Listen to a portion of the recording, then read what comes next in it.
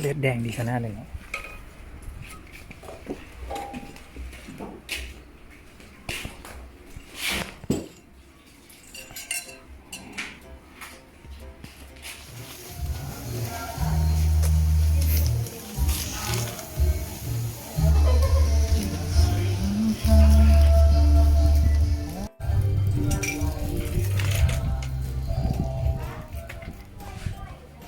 ซุปอบเลยนะ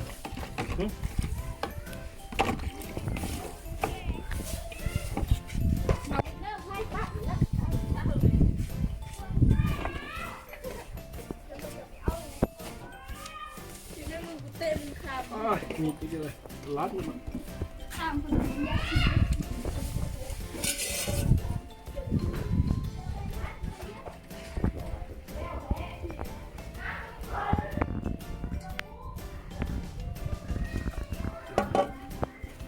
หล่นไฟไหมสุกเหรอ สุกวนเนาะถ้าแต่เพียอ่อนมันไปถือแกมันดึงออก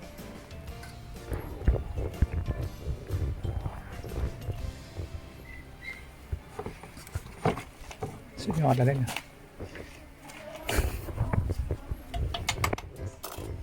เด้งมันซื้อนี่เป็นตัวชิ้นหรอกะ ขี้ก็ยังบดขึ้นมาเลย แก้มชิ้นนะซ่อนไปแก้มชิ้นนะ เฮียบต้มที่เฮียอบซะเลยเนาะ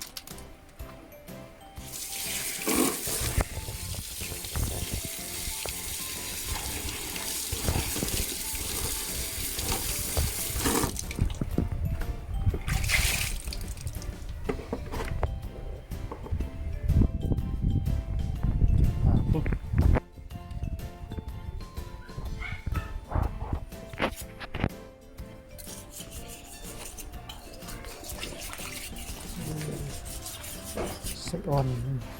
ก็คือแดดเลยเนาะ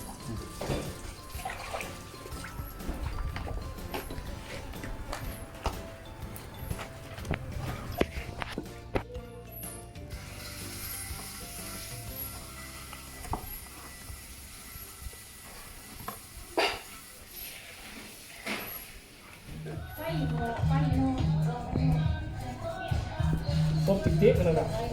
ใช่ติ๊กเลยอบ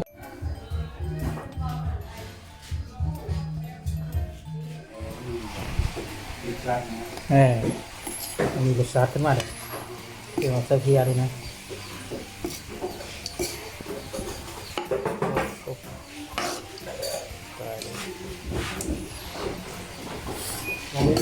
มันหอมมีกลินขึ้นมาแล้วเนี่ย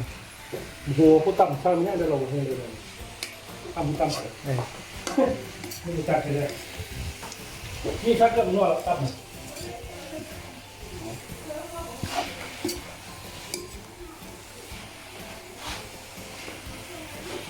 แต่ร้านนี้แม่ไม่รู้เราทำตัวกินเนาะกินแบบกิน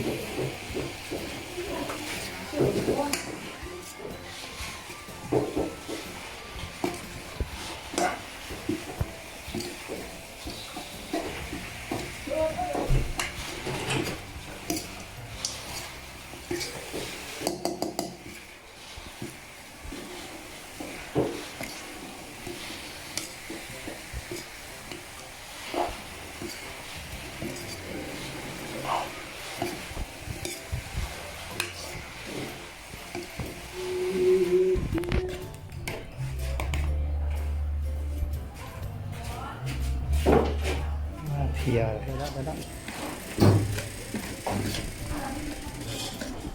กินมึงจะสิครับ ฟังกินกระแซบดมกินกระแซบแล้วนะชุดใหม่มาเพียกระต่าย เดน สวยเลย เดนหน่อย โอ้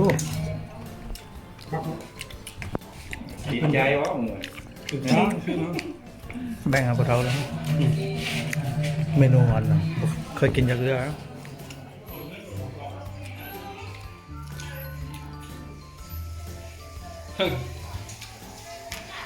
นะครับ เนี่ยมีคนนี่หรอ เฮ็ดเจียวเบียมเนาะ เด็ดแปลงอะไรเด็ดแปลง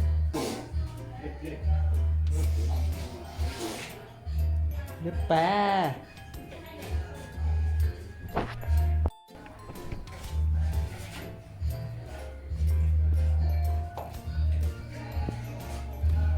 รับประกันเนาะบ่เข้มดิ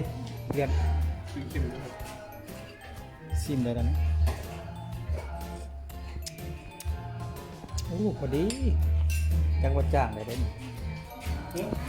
ส้มน้ำจัง เขาใช้น้ำจ้างเลยซิมมาเลยวะ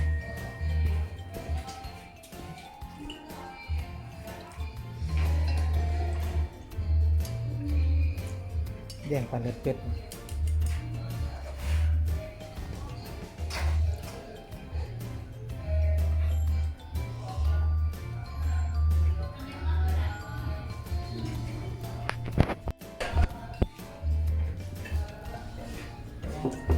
เป็นแล้ว